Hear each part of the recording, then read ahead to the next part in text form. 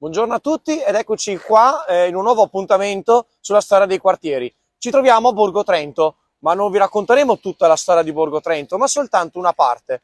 Intanto dove è posizionato il quartiere? Il quartiere è posizionato là dove all'epoca era chiamata la Campagnola, una zona dedita ad attività agricole, posizionata dove? Al di là di Castelvecchio e al di là di Ponte Garibaldi.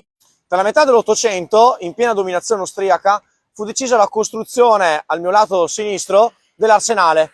L'arsenale dettò delle regole di urbanizzazione, quelle delle servitù militari, che furono abolite a fine Ottocento, per cui diede l'impulso alla costruzione delle villette che troviamo nel quartiere e soprattutto alla nascita del quartiere di Borgo Trento.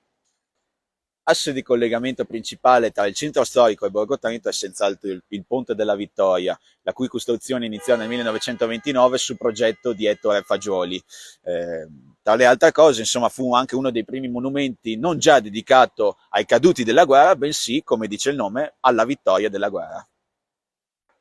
Dovessimo soffermarci sulla storia completa del ponte nel corso dell'epoca, dovremmo soffermarci veramente a lungo. Quindi per cui noi ci concentreremo su un aneddoto anche abbastanza divertente che vede coinvolti non già il ponte, bensì le statue dei cavalli che vedete alle mie spalle, in quanto durante la seconda guerra mondiale furono rimossi per paura che i bombardamenti potessero danneggiarli. Quando nei primi anni 50 si decisi di ripristinarli, insorse una sorta di polemica per cui il sindaco dell'epoca non voleva riposizionare i cavalli al proprio posto poiché reputava offensive le nudità di questi. Tra le altre cose vi furono polemiche e dibattiti anche a livello giornalistico. In tutto questo un gruppo di studenti decise di portare un vero cavallo rigorosamente coperto da delle mutande di fronte al municipio per protestare e in un certo senso ironizzare sull'intera vicenda. Nel 1929 fu tracciata via 4 Novembre come strada di collegamento per la strada per Trento.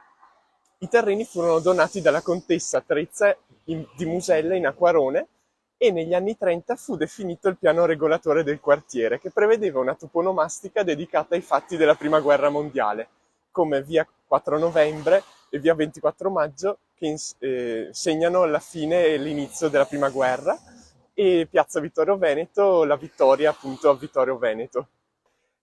La fontana del Centenario in piazza Vittorio Veneto fu costruita nel 1961 dall'architetto milanese Aldo Montù, in occasione del centenario dell'Unità d'Italia. È formata da varie lastre di pietra di Prun messe in vari livelli, quasi a formare un edificio in costruzione.